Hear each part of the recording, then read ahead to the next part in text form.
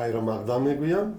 مسئولان وزارت معارف و علمی تاجیکستان میگویند کار علمی شاهین سعیدزاده پسر نوردین سعید وزیر معارف و علمی تاجیکستان با اتهام اثردزدی بیکار نشده است. مسئولان وزارت روز 1 فوریه در نشست خبری گفتند شاهین سعیدزاده در وکی روسیه ثابت کرد که کارش دزدی نیست.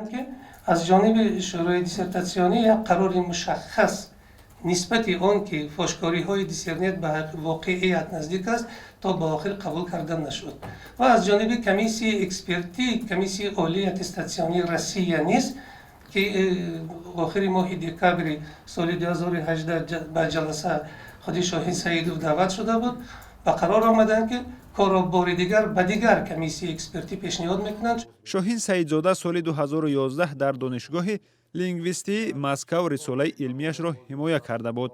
مسئولان دیسرنت گفتند متن کار علمی شاهین سعیدزاده با نام جوابگری جنایی برای قاچاق طبق قانونگذاری جمهوری تاجیکستان از متن محققان روس روی بردار شده فقط کلمه روسیه با تاجیکستان عوض کرده شده است.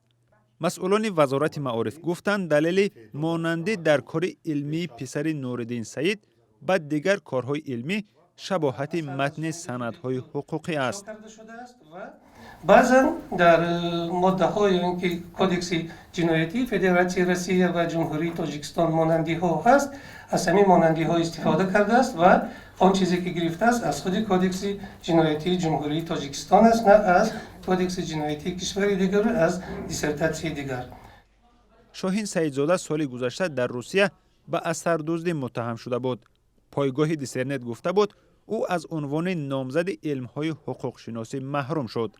اخیراً مسئولان کمیسیه عالی اتستاسیونی تاجیکستان گفتند او رساله نامزدیش را از سر نو و این دفعه در کمیسیه عالی اتستاسیونی یا وکی تاجیکستان در ماه اپریل سال جاری دفاع خواهد کرد.